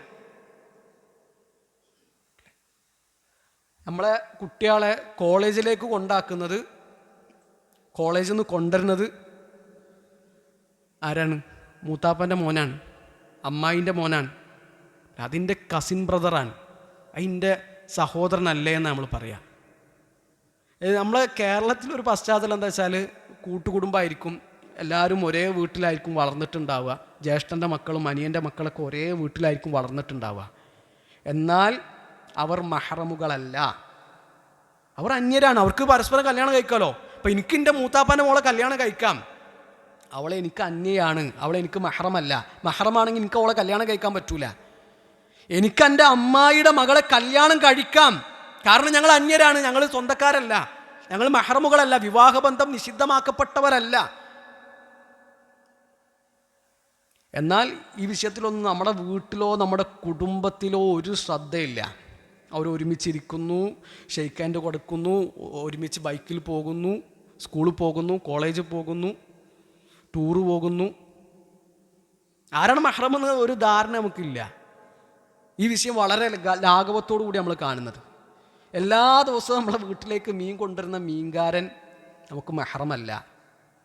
എല്ലാ ദിവസവും നമ്മുടെ വീട്ടിൽ പത്രം ഇടുന്ന പത്രക്കാരൻ മഹ്റമല്ല. എപ്പോഴും സ്ഥിരമായിട്ട് നമ്മൾ ട്രിപ്പ് പോകാൻ വിളിക്കുന്ന ഓട്ടോറിക്ഷക്കാരൻ നമുക്ക് മഹ്റമല്ല. നമ്മുടെ കൂടെ നമ്മുടെ ഓഫീസിൽ വർക്ക് ചെയ്യുന്ന സഹപ്രവർത്തകൻ നമുക്ക് മഹ്റമല്ല. ഓരോടൊക്കെ ഇങ്ങനെ ഒരു ലിമിറ്റും ഇല്ലാതെ, ഒരു അതിർത്തിയും അതിർവരമ്പും ഇല്ലാതെ ഇങ്ങനെ സംസാരിച്ചുകൊണ്ടിരിക്കാനും കൊഞ്ചിക്കൊഴയാനും എന്നുള്ള അവകാശം നമുക്കില്ല. ആരാണ് മഹ്റമെന്ന് നമ്മൾ ശരിക്ക് പഠിക്കണം, ശരിക്ക് തിരിച്ചറിയണം. ദീൻ അറിയാത്ത പ്രശ്നമാണ് കുറേയൊക്കെ. ദീനാണ് എല്ലാത്തിനുള്ള പരിഹാരം. അള്ളാഹുവിൻ്റെ റസൂൽ സല്ലല്ലാഹു അലൈഹി വസല്ലമയുടെ സ്വഹാബിമാർ ഉഹദ് യുദ്ധം കഴിഞ്ഞു. അപ്പോൾ 70 സ്വഹാബിമാർ ആ യുദ്ധത്തിൽ ഷഹീദുകളായിട്ടുണ്ട്. 64 അൻസാറുകളും 6 മുഹാജിറുകളും. അപ്പോൾ നബി സല്ലല്ലാഹു അലൈഹി വസല്ലമയുടെ അരികിൽ വന്നിട്ട് സ്വഹാബിമാർ പറയാണ്, അള്ളാഹുവിൻ്റെ റസൂലേ, ഇവിടെ ഷഹീദുകളായ എല്ലാവർക്കും വേണ്ടി ഖബർ കുഴിക്കുക എന്നുള്ളത് ഇപ്പം ഞങ്ങൾക്ക് കഴിയൂല. കാരണം ഞങ്ങൾ ക്ഷീണിച്ചിട്ടുണ്ട്, ഞങ്ങൾ തളർന്നിട്ടുണ്ട്. അപ്പോൾ എല്ലാവർക്കും വേണ്ടി ഖബർ കുഴിക്കുക അപ്പോൾ പറ്റൂല. നിങ്ങൾ എന്തെങ്കിലും ഒരു പരിഹാരം പറഞ്ഞു തരണം. അപ്പോൾ അള്ളാഹുവിൻ്റെ റസൂൽ സല്ലല്ലാഹു അലൈഹി വസല്ലം പറഞ്ഞു, ഇഹ്ഫിറു വഅഅമികു വദ്ഫിനുൽ ഇസ്നൈനി വസ്സലാസ ഫീ ഖബറിൻ വാഹിദ്. നിങ്ങൾ ഖബർ കുഴിക്കി, അത് ആഴത്തിൽ കുഴിക്കൂ, എന്നിട്ട് 2-3 ആൾക്കാരെ ഒരു ഖബറിൽ നിങ്ങൾ മറമാടിക്കൊള്ളിനാൻ. 3 ആൾക്കാർ മരിച്ചു കഴിഞ്ഞാൽ ആ 3 ആൾക്ക് 3 ഖബറാണ്, അതാണ് അടിസ്ഥാനം. 3 ആളെയും കൊണ്ടുപോയിട്ട് ഒറ്റ ഖബറിലല്ല മറമാടേണ്ടത്. 3 ആൾ മരിച്ചാൽ 3 ആൾക്കും 3 ഖബറുകളാണ്. അതങ്ങനെയാണ് ചെയ്യേണ്ടത്. എന്നാൽ അനിവാര്യ ഘട്ടമുണ്ട് എങ്കിൽ എന്താ ചെയ്യാം, ഒരു ഖബറിൽ തന്നെ 2-2-ലധികമോ ഒക്കെ ആളുകളെ മറമാടാൻ പറ്റും. ഉഹദ് അങ്ങനത്തെ ഒരു അനിവാര്യ സാഹചര്യമായിരുന്നു. അപ്പോൾ സഹാബിമാർ അങ്ങനെ ചെയ്തു. എന്നിട്ട് നബിനോട് അവരുടെ അടുത്ത ചോദ്യമാണ്, ഫമൻ നുഖദ്ദിമു യാ റസൂലല്ലാഹ്. അങ്ങനെ 2-3 ആളുകളൊക്കെ ഒരു ഖബറിൽ മറമാടുമ്പോൾ ഞങ്ങൾ ആദ്യം ആരെയാണ് പരിഗണിക്കേണ്ടത്, ആദ്യം ആരെയാണ് ഖബറിലേക്ക് ഇറക്കി വെക്കേണ്ടത്? അപ്പോൾ അല്ലാഹുവിൻ്റെ റസൂൽ സല്ലല്ലാഹു അലൈഹി വസല്ലം പറയാണ്, ഖദ്ദിമു അക്സറഹും ഖുർആന. അവരുടെ കൂട്ടത്തിൽ ഏറ്റവും അധികം ഖുർആൻ പഠിച്ചതാരാണോ അവരെ നിങ്ങൾ മുന്തിക്കണമെന്നാണ്, അവരെ നിങ്ങൾ പരിഗണിക്കണമെന്നാണ്. പ്രിയപ്പെട്ടവർ, അതൊരു ശ്രേഷ്ഠതയാണ്. എന്നെക്കാളും ഒരു 10 ആയത്താണ് നിങ്ങൾ അധികം പഠിച്ചിട്ടുള്ളത് എങ്കിൽ അതൊരു ഫദ്ലാണ്. എന്നെക്കാളും ഒരു സൂറത്താണ് നിങ്ങൾ അധികം പഠിച്ചിട്ടുള്ളത് എങ്കിൽ അതൊരു ശ്രേഷ്ഠതയാണ്. ദീൻ അറിയാത്തതാണ് നമ്മുടെ കുടുംബങ്ങളിലൊക്കെയുള്ള പല പ്രശ്നങ്ങളും. ദീനാണ് എല്ലാത്തിനുള്ള പരിഹാരം. ഇപ്പോൾ കോഴിക്കോട് ബാലുശ്ശേരി സ്കൂളിൽ കുറച്ച് പെൺകുട്ടികൾ ആൺകുട്ടികളെ ഡ്രസ്സ് ധരിച്ചു വന്നല്ലോ, ആൺകുട്ടികളെ കുപ്പായിട്ടിട്ട് കോളേജിൽ വന്നല്ലോ, ജെൻഡർ ന്യൂട്രാലിറ്റി എന്ന് പറഞ്ഞിട്ട്. അപ്പോൾ അന്ന് മീഡിയക്കാരൊക്കെ വന്നിട്ട് ഈ കുട്ടികളോട് ചോദിക്കുന്നുണ്ട്, എന്താണ് ഇപ്പം നിങ്ങൾക്ക് തോന്നുന്നത്? അപ്പം ഞങ്ങൾ നല്ല കംഫർട്ടാണ്, കാണുന്ന ആളുകൾക്കാണ് പ്രശ്നം, ആളുകളുടെ കാഴ്ചപ്പാട് മാറണം, ജനങ്ങളുടെ മാനസികാവസ്ഥ മാറണം എന്നൊക്കെ പറഞ്ഞൊരു കുട്ടി വാചാലമായിട്ട് ഇങ്ങനെ സംസാരിക്കണം. അപ്പോൾ തട്ടക്കെട്ടിട്ടാണ് സംസാരിക്കുന്നത്. അപ്പോൾ ഈ റിപ്പോർട്ടറുടെ ചോദ്യമാണ്, നിങ്ങൾക്ക് ഈ തട്ടം ഊരിട്ടൂടെ? ഈ തട്ടം നിങ്ങൾക്ക് ഒഴിവാക്കിക്കൂടെ? അപ്പോൾ അതിന് ആ പെൺകുട്ടി കൊടുത്ത മറുപടി എന്താണെന്നറിയോ? ആ തട്ടം എൻ്റെ റിലീജിയൻ്റെ ഭാഗമാണ്, അതിൻ്റെ മതത്തിൻ്റെ ഭാഗമാണ്. ആ തട്ടം എനിക്ക് ഒഴിവാക്കാൻ പറ്റില്ല. ഞാൻ ഒരു പെൺകുട്ടി ആൺകുട്ടിയുടെ വേഷം ധരിക്കാൻ പാടില്ല, ഒരു ആൺകുട്ടി പെൺകുട്ടിയുടെ വേഷം ധരിക്കാൻ പാടില്ല എന്ന മതനിയമം ആ കുട്ടി പഠിച്ചിട്ടില്ല, ആ കുട്ടിക്കാരും പറഞ്ഞു കൊടുത്തിട്ടില്ല. അത് റിലീജിയൻ്റെ ഭാഗമാണെന്ന് അവൾ തിരിച്ചറിഞ്ഞിട്ടില്ല. അപ്പോൾ ഇവിടെ ആരാ കുറ്റക്കാർ? ആ കുട്ടി മാത്രമാണോ? ആ കുട്ടിക്ക് പറഞ്ഞു കൊടുക്കേണ്ട സമയത്ത് പറഞ്ഞു കൊടുക്കാത്തവർ കുറ്റക്കാരല്ലേ? അള്ളാഹുവിൻ്റെ റസൂൽ സല്ലല്ലാഹു അലൈഹി വസല്ലമയുടെ അരികിലേക്ക് മക്കയിൽ നിന്ന് 400, 450, 500 കിലോമീറ്ററുകൾ യാത്ര ചെയ്ത് ഒരു സ്വഹാബി ഉഖബത്ത് ബിൻ ആമിർ റളിയല്ലാഹു അൻഹു വരികയാണ്. എന്തിനാ വന്നതെന്നറിയോ? ഒരു മസ്അലയിലുള്ള വിധി അറിയാൻ. ഉഖബ റളിയല്ലാഹു അൻഹു ഒരു പെണ്ണിനെ കല്യാണം കഴിച്ചു. കല്യാണം കഴിച്ച് അവരവരുടെ ജീവിതം തുടങ്ങി. കുറച്ച് കഴിഞ്ഞപ്പോൾ വേറൊരു പെണ്ണെന്നിട്ട് പറഞ്ഞു, നിങ്ങൾ രണ്ടുപേരും മുലകുടി ബന്ധത്തിലുള്ള സഹോദരനും സഹോദരിയുമാണ്, നിങ്ങൾക്ക് രണ്ടുപേർക്കും ഞാൻ പാല് തന്നിട്ടുണ്ട്. അപ്പോൾ ഉഖബ റളിയല്ലാഹു അൻഹു നാട്ടിൽ അന്വേഷിച്ചു, വീട്ടുകാരോട് ചോദിച്ചു, ആ പെണ്ണിൻ്റെ കുടുംബക്കാരോട് ചോദിച്ചു, അവർക്കാർക്കും അറിയില്ല. അപ്പം ഇനി എന്ത് തീരുമാനം എടുക്കണം, എന്ത് നിലപാടെടുക്കണം? ഇനി പോട്ടെ, കുറച്ച് കഴിഞ്ഞിട്ട് ചോദിക്കാം, ഇനി നബി എപ്പോഴെങ്കിലും മക്കയ്ക്ക് വരുമ്പോൾ ചോദിക്കാം, അല്ലെങ്കിൽ ഇനി എപ്പോഴെങ്കിലും മദീനയ്ക്ക് പോകുന്ന ഒരു ആവശ്യം ഉണ്ടാകുമ്പോൾ ചോദിക്കാം എന്നൊന്നല്ല ഉഖബ റളിയല്ലാഹു അൻഹു വിചാരിച്ച്. അപ്പോൾ മദീനയിലേക്ക് പുറപ്പെട്ടു. 400-500 കിലോമീറ്റർ ഉണ്ട് മദീനയിലേക്ക്. ഇന്നത്തെ പോലെ അല്ലല്ലോ, ഒരു 8-9 ദിവസത്തെ യാത്രയാണ്. അള്ളാഹുവിൻ്റെ റസൂൽ സല്ലല്ലാഹു അലൈഹി വസല്ലമയുടെ മദീനയിലെത്തി. ഉഖബ റളിയല്ലാഹു അൻഹു ചോദിച്ചു, നബിയെ ഇങ്ങനെയൊക്കെ പറയുന്നുണ്ട്, ഞങ്ങൾ കല്യാണം കഴിഞ്ഞു, ഞങ്ങളുടെ ജീവിതം തുടങ്ങി, എന്ത് ചെയ്യണം? അള്ളാഹുവിൻ്റെ റസൂൽ സല്ലല്ലാഹു അലൈഹി വസല്ലമയുടെ മറുപടി, കൈഫ് വഖദ് ഖീൽ, ഇനി എന്ത് ചെയ്യാനാണ് ഉഖബ? പറഞ്ഞു കഴിഞ്ഞില്ലേ, ആ ബന്ധം വേർപിരിയണം, ആ ബന്ധം നിങ്ങൾ മുറിക്കണം. ഒരു പ്രശ്നമില്ല, ആ ബന്ധം മുറിച്ചു. ഉഖബ റളിയല്ലാഹു അൻഹു വേറെ പെണ്ണിനെ കല്യാണം കഴിച്ചു, ഈ പെണ്ണ് വേറൊരു സ്വഹാബിയെയും കല്യാണം കഴിച്ചു. ഇവിടെ ആരാണ് സ്വഹാബി എന്നുള്ളതിനോടുള്ളൊരു നിർവചനമാണത്. കാരണം നബി ഒരു സംഗതിയോട് പറഞ്ഞപ്പോൾ അത് അതുപോലെ സ്വീകരിക്കാൻ അവർക്കൊരു പ്രശ്നം ഉണ്ടായിരുന്നില്ല. ഉഖബ റളിയല്ലാഹു അൻഹു എന്തുകൊണ്ടാണ് ഈ 400-450 കിലോമീറ്റർ യാത്ര ചെയ്ത് മദീനയിലെത്തിയത്? കാരണം ഞാൻ ജീവിതത്തിൽ ഒരു നിലപാടെടുക്കുമ്പോൾ അത് അള്ളാഹുവിൻ്റെ റസൂൽ സല്ലല്ലാഹു അലൈഹി വസല്ലമ പഠിപ്പിച്ച നിലപാടായിരിക്കണം, അത് ദീനിൻ്റെ തീരുമാനമായിരിക്കണം എന്നൊരു വാശി അവർക്കുണ്ടായിരുന്നു. പ്രിയപ്പെട്ടവരെ, ഈ ദീനിനൊരു മധുരമുണ്ട്. അള്ളാഹും അള്ളാഹുവിൻ്റെ റസൂലും നമുക്ക് ഏറ്റവും പ്രിയപ്പെട്ടവരാകുമ്പോൾ നമ്മുടെ വസ്ത്രം മാറും, നമ്മുടെ സംസ്കാരം മാറും, നമ്മുടെ സംസാരം മാറും, നമ്മുടെ ഇടപെടലുകൾ മാറും, നമ്മുടെ രീതികൾ മാറും. ഈമാനിനൊരു മധുരം ഉണ്ടെന്ന് പറഞ്ഞല്ലോ. ആ മധുരം ആർക്ക് അനുഭവിക്കാൻ കഴിയും? ഒന്നാമത്തെ അടയാളമായിട്ട് അള്ളാഹുവിൻ്റെ റസൂൽ സല്ലല്ലാഹു അലൈഹി വസല്ലം പറഞ്ഞത് അള്ളാഹും അള്ളാഹുവിൻ്റെ റസൂലും മറ്റെന്തിനേക്കാളും വലുതാവുക എന്നുള്ളതാണ്. ഇപ്പോൾ മക്ക വിജയം കഴിഞ്ഞിട്ട് അള്ളാഹുവിൻ്റെ റസൂൽ സല്ലല്ലാഹു അലൈഹി വസല്ലമയുടെ അരികിലേക്ക് ഉപ്പ അബൂ ഖുഹാഫയെയും കൂട്ടിയിട്ട് അബൂബക്കർ സിദ്ദീഖ് റളിയല്ലാഹു അൻഹു വരുന്നുണ്ട്. അബൂ ഖുഹാഫ മുസ്ലിം ആയിട്ടില്ല, നല്ല പ്രായമായിട്ടുണ്ട്, തലമുടിയൊക്കെ നരച്ച് വെളുത്ത മനുഷ്യനാണ് അബൂ ഖുഹാഫ. അപ്പോൾ അബൂ ഖുഹാഫയെ കൂട്ടിയിട്ട് നബി സല്ലല്ലാഹു അലൈഹി വസല്ലമയും സ്വഹാബിമാർ ഇരിക്കുന്നിടത്ത് എത്തിയപ്പോൾ അള്ളാഹുവിൻ്റെ റസൂൽ സല്ലല്ലാഹു അലൈഹി വസല്ലം അബൂബക്കർ സിദ്ദീഖ് റളിയല്ലാഹു അൻഹു ചോദിക്കുകയാണ്, എന്തിനാണ് പ്രായമായ ഉപ്പയെ ബുദ്ധിമുട്ടിച്ചത്? അബൂബക്കർ, ഞാൻ അങ്ങോട്ട് വരുമായിരുന്നില്ലേ? അപ്പോൾ അബൂബക്കർ സിദ്ദീഖ് റളിയല്ലാഹു അൻഹു പറഞ്ഞു, അല്ല നബിയെ, അബൂ ഖുഹാഫ നിങ്ങളുടെ അടുക്കലേക്ക് വരണം. അങ്ങനെ വന്നു, സംസാരിച്ചു. അബൂ ഖുഹാഫയോട് ചോദിച്ചു, ഇസ്ലാം സ്വീകരിക്കാൻ റെഡിയാണോ? റെഡിയാണ്. അപ്പം നബിൻ്റെ കൈ പിടിച്ചു, ബൈഅത്ത് ചെയ്യാണ്. അഷ്ഹദു അല്ലാ ഇലാഹ ഇല്ലല്ലാഹ് വ അഷ്ഹദു അന്ന മുഹമ്മദ റസൂലുള്ളാഹ്.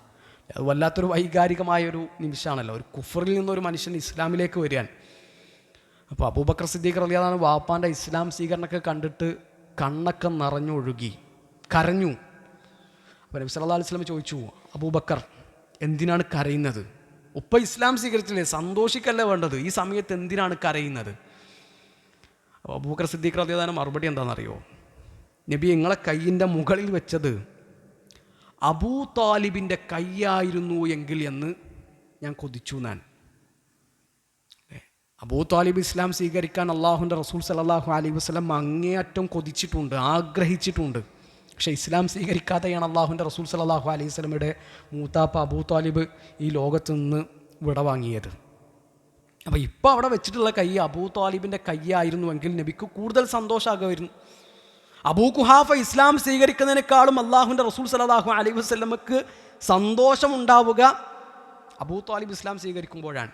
അപ്പോൾ അത് അബൂ താലിബിൻ്റെ കൈയായിരുന്നു എങ്കിൽ എന്ന് ഞാൻ കൊതിച്ചു. ഞാൻ സ്വന്തം വാപ്പ ഇസ്ലാം സ്വീകരിക്കുന്നതിനേക്കാളും അള്ളാഹുവിൻ്റെ റസൂൽ സല്ലല്ലാഹു അലൈഹി വസല്ലമയുടെ സ്വഹാബിമാർക്ക് വലുത് അള്ളാഹുവിൻ്റെ റസൂൽ സല്ലല്ലാഹു അലൈഹി വസല്ലമയുടെ സന്തോഷമായിരുന്നു. അപ്പം ഞാൻ എൻ്റെ പ്രിയപ്പെട്ട സഹോദരങ്ങളോട് പറയുന്നത്, അള്ളാഹുവിൻ്റെ ഇഷ്ടങ്ങൾ നമ്മുടെ ഇഷ്ടങ്ങളായിട്ട് മാറണം. ഒരു പുരുഷന് ഒരു സ്ത്രീ അങ്ങാടി കൂടെ ഇങ്ങനെ നടക്കുമ്പോൾ ഓളെ നോക്കാൻ തോന്നും. പുരുഷനെ അങ്ങനെയാണ് അള്ളാഹു സൃഷ്ടിച്ചിട്ടുള്ളത്. ഒരു പെണ്ണിങ്ങനെ കോലം കെട്ടി നടക്കുമ്പോൾ ഒരാണിങ്ങനെ ശ്രദ്ധിക്കുന്നൊന്നുമില്ല, അവൻ്റെ കണ്ണ് തെറ്റുന്നില്ല എങ്കിൽ, അവനക്ക് നോക്കണമെന്ന് തോന്നുന്നില്ല എങ്കിൽ അവനക്കെന്തെങ്കിലും പ്രശ്നമുണ്ട്. ഒരു പെണ്ണിങ്ങനെ അണിഞ്ഞൊരുങ്ങി അങ്ങാടി കൂടെ പോകുമ്പോൾ സ്വാഭാവികമാണ് ഒരു മനുഷ്യന് നോക്കണം തോന്നും, ഒരു പുരുഷന് നോക്കണമെന്ന് തോന്നും. അവിടെ നമ്മുടെ മനസ്സിനത് പിടിച്ച് പറിച്ച് നമ്മുടെ കണ്ണിനെ പറിച്ചെടുക്കാൻ നമുക്ക് പറ്റണം. ആണ് വഴിയിലിരിക്കുന്നവരുടെ അവകാശം എന്താണെന്ന് ചോദിച്ചപ്പോൾ നബി ആദ്യം പറഞ്ഞത് എന്താണ്? അബ്ദുൽ ബസർ, നിങ്ങളെ കാഴ്ച, നിങ്ങളുടെ ദൃഷ്ടി, കണ്ണ് താഴ്ത്തണം എന്നാണ് പറഞ്ഞത്. അപ്പോൾ കാണുക എന്നുള്ളത് ഒരു പുരുഷന് ഇഷ്ടമാണ്, കാണിക്കുക എന്നുള്ളത് പെണ്ണിനും ഇഷ്ടമാണ്. അപ്പോൾ ഇതൊക്കെ നമ്മുടെ മനസ്സിൻ്റെ മോഹങ്ങളാണ്. ആ മനസ്സിൻ്റെ മോഹങ്ങളെ നിയന്ത്രിക്കാനും കടിഞ്ഞാണിടാനുമാണ് ഈ നോമ്പിലൂടെ അതിന് നമുക്ക് കഴിഞ്ഞിട്ടുണ്ടോ എന്ന് ഗൗരവത്തിൽ നമ്മൾ ആലോചിക്കുക. 5-6 ദിവസങ്ങൾ കഴിഞ്ഞല്ലോ. കാണാൻ പാടില്ലാത്ത കാഴ്ചകളിൽ നിന്ന് നമ്മുടെ കണ്ണിനെ നിയന്ത്രിക്കുവാൻ നമുക്ക് കഴിഞ്ഞോ? നമ്മുടെ നാവിനെ നിയന്ത്രിക്കാൻ നമുക്ക് പറ്റിയോ? ഒരു മനുഷ്യന് പിടിച്ചു വെക്കാൻ പെടാപ്പാടുപെടുന്ന അവൻ്റെ വികാരമാണ് ലൈംഗിക വികാരം. ഏറ്റവും കൂടുതൽ ഒരാൾ റിസ്ക് എടുക്കേണ്ടത് അവൻ്റെ ലൈംഗിക വികാരത്തെ പിടിച്ചു വെക്കാനാണ്. അതുകൊണ്ട് അള്ളാഹുവിൻ്റെ റസൂൽ സല്ലല്ലാഹു അലൈഹി വസല്ലം പറഞ്ഞത്, മൻ യദ്മനു ലി മാ ബൈന ലിഹ്യൈഹി വമാ ബൈന റിജ്ലൈഹി അദ്മനു ലഹുൽ ജന്ന. 2 താടിയെല്ലുകൾക്കിടയിലുള്ളത്, 2 തുടയെല്ലുകൾക്കിടയിലുള്ളത് സംരക്ഷിക്കാമെന്ന് സൂക്ഷിക്കാമെന്ന് ഒരാൾ എനിക്ക് ഉറപ്പ് തന്നാൽ സ്വർഗത്തിന് ഞാൻ ജാമ്യം നിൽക്കാമെന്നാണ് പറഞ്ഞത്. അതത്ര എളുപ്പമുള്ളൊരു പരിപാടിയല്ല. നാവിനെ പിടിച്ചു കെട്ടുക, നമ്മുടെ ലൈംഗിക അവയവത്തെ സൂക്ഷിക്കുക എന്നുള്ളത്. അപ്പം അതുപോലും നോമ്പിലൂടെ പറ്റുമെന്നാണ് നബി സല്ലല്ലാഹു അലൈഹി വസല്ലം പറഞ്ഞത്. യാ മഅ്ശറ ശബാബ് മൻ ഇസ്തതാഅ മിൻകുമുൽ ബാഅത ഫല്യതസവ്വജ്. യുവാക്കൾ വിളിച്ചിട്ട് നബി പറയാണ്, നിങ്ങൾക്ക് കല്യാണം കഴിക്കാൻ പറ്റുമെങ്കിൽ നിങ്ങൾ കല്യാണം കഴിക്കണം. കഴിവുണ്ടെങ്കിൽ നിങ്ങൾ കല്യാണം കഴിക്കണം. ഈ കഴിവില്ലെങ്കിലോ ഫഅലൈഹി ബിസ്സൗം, അവൻ നോമ്പെടുക്കട്ടെ എന്നാണ്. കാരണം എന്താ? ആ നോമ്പൊരു പരിചയമാണ്, അതൊരു സുരക്ഷയാണ്. അപ്പം അങ്ങനത്തെ ഒരു നിലയിലേക്ക് നമ്മുടെ നോമ്പ് മാറിയിട്ടുണ്ടോ, നമ്മുടെ റമളാൻ മാറിയിട്ടുണ്ടോ എന്ന് ഗൗരവത്തിൽ നമ്മൾ ആലോചിക്കുക. പ്രിയപ്പെട്ടവരെ, ഞാൻ അവസാനിപ്പിക്കാൻ ഓർമ്മപ്പെടുത്താനുള്ളൊരു കാര്യം, നന്മകളിൽ നിന്ന് നന്മകളിലേക്ക് നമ്മൾ മുന്നേറുക. വിശ്രമമില്ലാതെ നമ്മൾ പണിയെടുക്കുക. നമ്മുടെ വിശ്രമം അത് സ്വർഗത്തിലാണ്, അത് മരണത്തിന് ശേഷമാണ്. ഇപ്പോൾ ഉഹദ് യുദ്ധത്തിൽ അള്ളാഹുവിൻ്റെ റസൂൽ സല്ലല്ലാഹു അലൈഹി വസല്ലമയും സ്വഹാബിമാരും അങ്ങേയറ്റം പ്രയാസപ്പെട്ടിട്ടുണ്ട്, അങ്ങേയറ്റം ബുദ്ധിമുട്ടിയിട്ടുണ്ട്. നബി സല്ലല്ലാഹു അലൈഹി വസല്ലമയുടെ തോളിന് വെട്ടുകിട്ടി. അള്ളാഹുവിൻ്റെ റസൂൽ സല്ലല്ലാഹു അലൈഹി വസല്ലമ ശത്രുക്കൾ കുഴിച്ച വാരിക്കുഴിയിൽ വീണു. നബി സല്ലല്ലാഹു അലൈഹി വസല്ലമയുടെ മുൻപല്ല് പൊട്ടി. യുദ്ധത്തിനിടയിൽ അള്ളാഹുവിൻ്റെ റസൂൽ സല്ലല്ലാഹു അലൈഹി വസല്ലമ മരിച്ചിട്ടുണ്ട് എന്ന വാർത്ത സ്വഹാബിമാർക്കിടയിൽ പരന്നു. പല സ്വഹാബിമാരും ഛിന്ന ഭിന്നമായി. ഖാലിദ് ഇബ്നു വലീദ് റളിയല്ലാഹു അൻഹുവിൻ്റെ നേതൃത്വത്തിൽ, അദ്ദേഹം ഇസ്ലാം സ്വീകരിച്ചിട്ടില്ല, ശത്രുക്കൾ തിരിച്ചു വന്നു. മുസ്ലിങ്ങൾക്ക് കനത്ത തിരിച്ചടി ഉണ്ടായ ഒരു യുദ്ധമായിരുന്നു ഉഹദ്. അങ്ങനെ ഉഹദ് കഴിഞ്ഞ്, ശനിയാഴ്ചയാണ് ഉഹദ് നടക്കുന്നത്. ശനിയാഴ്ച ഉഹദ് കഴിഞ്ഞ് ഞായറാഴ്ച ഫജറിന് അള്ളാഹുവിൻ്റെ റസൂൽ സല്ലല്ലാഹു അലൈഹി വസല്ലമയും സ്വഹാബിമാരും മദീനയിലെത്തി. ഫജർ നിസ്കാരം കഴിഞ്ഞ് അള്ളാഹുവിൻ്റെ റസൂൽ സല്ലല്ലാഹു അലൈഹി വസല്ലമ ബിലാൽ റളിയല്ലാഹു അൻഹു വിളിച്ചിട്ട് പറയാണ്, ബിലാൽ, ഇപ്പോൾ നമ്മൾ ഹംറാ ഉൽ അസദിലേക്ക് പുറപ്പെടണം. മദീനയിൽ നിന്ന് 8 മൈൽ അപ്പുറത്തുള്ള സ്ഥലമാണ് ഹംറാ ഉൽ അസദ്. കാരണം അബൂ സുഫിയാനും സംഘവും തിരിച്ചു വരാൻ സാധ്യതയുണ്ട്. ബദറിന് പകരം ചോദിക്കാനാണ് അവർ ഉഹദിലേക്ക് വന്നത്. പക്ഷെ അവർ വിചാരിച്ച പോലെ ഒന്നും സംഗതികൾ നടന്നിട്ടില്ല. അതുകൊണ്ട് ഒരു അക്രമം കൂടി നമ്മൾ പ്രതീക്ഷിക്കണം. അവർ തിരിച്ചു വരാൻ സാധ്യതയുണ്ട്. സ്വഹാബിമാരുടെ അവസ്ഥ എന്താണെന്ന് ആലോചിക്കുക നിങ്ങൾ. ഉഹദ് കഴിഞ്ഞിട്ട് ഒരു രാത്രി പോലും ശരിക്കും ഉറങ്ങാൻ അവർക്ക് പറ്റിയിട്ടില്ല. കൈകൾ അറ്റു തൂങ്ങിയവരുണ്ട്, കാലുകൾ അറ്റു തൂങ്ങിയവരുണ്ട്. നബി പ്രത്യേകം പറഞ്ഞു, ഉഹദിൽ പങ്കെടുത്തവർ മാത്രമാണ് ഹംറാ ഉൽ അസദിലേക്ക് പുറപ്പെടേണ്ടത്. ശരിക്കും നടക്കാൻ കഴിയാത്തവർ വേറൊരാളുടെ തോളിൽ കയറി, ചുമലിൽ കയറിയിട്ട് മദീനയിൽ നിന്ന് 8 മൈൽ അപ്പുറമുള്ള ഹംറാഉൽ അസദിലേക്ക് പുറപ്പെടാൻ ഒരു സഹാബി പോലും പിന്മാറിയില്ല. നബിൻ്റെ കൽപ്പന വന്നപ്പോൾ ഒരാൾ പോലും പിറകോട്ട് മാറി നിന്നില്ല. അവിടെ നമ്മൾ ആലോചിക്കേണ്ട വേറൊരു കാര്യം, സ്വഹാബിമാരുടെ ശരീരത്തിനേറ്റ മുറിവിനേക്കാളും ആഴത്തിലുള്ള മുറിവ് അവരുടെ മനസ്സിനേറ്റിട്ടുണ്ട്. കാരണം മദീനയിൽ നിന്ന് ഉഹദിലേക്ക് പോരുമ്പോൾ അവരുടെ കൂടെ ഹംസ റളിയല്ലാഹു അൻഹു ഉണ്ട്. തിരിച്ച് മദീനയിലേക്ക് പോകുമ്പോൾ കൂടെ ഹംസ ഇല്ല. മദീനയിൽ നിന്ന് ഉഹദിലേക്ക് പോരുമ്പോൾ കൂടെ അനസ് ഇബ്നു നദർ ഉണ്ട്, അബ്ദുല്ലാഹിബ്നു ജഹ്ഷ് ഉണ്ട്, അബ്ദുല്ലാഹിബ്നു ഹറാം ഉണ്ട്, മുസ്അബ് ഇബ്നു ഉമൈർ ഉണ്ട്. തിരിച്ചു പോകുമ്പോൾ ഇവരാരും ഒപ്പമില്ല. പ്രിയപ്പെട്ട സുഹൃത്തുക്കളെ ഖബറിലേക്ക് ഇറക്കി വെച്ച് അവരോട് സലാം പറഞ്ഞിട്ടാണ് അള്ളാഹുവിൻ്റെ റസൂൽ സല്ലല്ലാഹു അലൈഹി വസല്ലമയുടെ സ്വഹാബിമാർ തിരിച്ചു പോന്നിട്ടുള്ളത്. 70 സുഹൃത്തുക്കളെ ഒരേ സമയത്ത് നഷ്ടപ്പെട്ട സുഹൃത്തുക്കളുടെ മനസ്സെന്തായിരിക്കും? ആ നീറുന്ന മനസ്സുമായിട്ട് അവർ ഹംറാഉൽ അസദിലേക്ക് പുറപ്പെട്ടത് എന്തുകൊണ്ടായിരുന്നു? കാരണം ഓർക്കറിയാം മരണത്തിന് ശേഷം ഒരു ജീവിതമുണ്ട്, നരകവും സ്വർഗമൊക്കെ സത്യമാണ്. ആ ബോധവും തിരിച്ചറിവുമാണ് നമുക്ക് നഷ്ടപ്പെട്ടുകൊണ്ടിരിക്കുന്നത്. അതുകൊണ്ട് പ്രിയപ്പെട്ടവരെ, നമ്മൾ മടങ്ങണം, നമ്മുടെ ദീനിലേക്ക് മടങ്ങണം. നമ്മുടെ വസ്ത്രവും നമ്മുടെ കല്യാണവും നമ്മുടെ മുടിയും നമ്മുടെ താടിയും നമ്മുടെ കോലവും നമ്മുടെ സംസാരവും നമ്മുടെ സംസ്കാരവും നമ്മുടെ ശീലവും ഒക്കെ അള്ളാഹുവിൻ്റെ റസൂൽ സല്ലല്ലാഹു അലൈഹി വസല്ലമയുടെ സുന്നത്തും അള്ളാഹുവിൻ്റെ കൽപ്പനകൾക്കും അനുസരിച്ചായിരിക്കണമെന്നൊരു വാശി, ഒരു നിർബന്ധ ബുദ്ധി നമുക്കെല്ലാവർക്കും ഉണ്ടാകണം. ഇമാം അഹ്മദ് ബിൻ ഹംബൽ റഹിമഹുല്ലാഹു തആലയോട് ഒരാൾ ചോദിക്കുന്നുണ്ട്, മതാ യജിദുൽ അബ്ദുർ റാഹ, എപ്പോഴാണ് ഒരു അടിമക്ക് വിശ്രമിക്കാൻ കഴിയുക, സമാധാനിക്കാൻ കഴിയുക? അതിന് ഇമാം അഹ്മദ് റഹിമഹുല്ലാഹ് നൽകുന്ന മറുപടി, ഇൻദ അവ്വലി ഖദമിൻ യദഉഹാ ഫിൽ ജന്ന, സ്വർഗത്തിലേക്ക് അവൻ്റെ ഒന്നാമത്തെ കാൽപാദം എടുത്തു വെക്കുമ്പോഴെന്നാണ്. അവിടെയാണ് നമ്മുടെ വിശ്രമം. അതുവരെ നന്നായിട്ട് പണിയെടുക്കുക, നന്നായിട്ട് പരിശ്രമിക്കുക, 100% ഇഖ്ലാസോടുകൂടി അള്ളാഹുവിൻ്റെ മാർഗത്തിൽ ഓടി നടക്കുക. അള്ളാഹു നമ്മളെല്ലാവരെയും അനുഗ്രഹിക്കട്ടെ. ഈ കൂടിയിരുത്തത്തിന് അള്ളാഹു ഏറ്റവും നല്ല പ്രതിഫലം നൽകട്ടെ. നമ്മുടെ വീഴ്ചകൾ അള്ളാഹു നമുക്ക് പുറത്തു തരട്ടെ. റമദാനിൻ്റെ ശേഷിക്കുന്ന ദിവസങ്ങൾ ഏറ്റവും നല്ല നിലക്ക് പ്രയോജനപ്പെടുത്തുന്നവരുടെ കൂട്ടത്തിൽ അള്ളാഹു നമ്മളെല്ലാവരെയും ഉൾപ്പെടുത്തട്ടെ. നമ്മളെല്ലാവരെയും അവനവൻ്റെ സ്വർഗത്തിൽ ഉൾപ്പെടുത്തട്ടെ.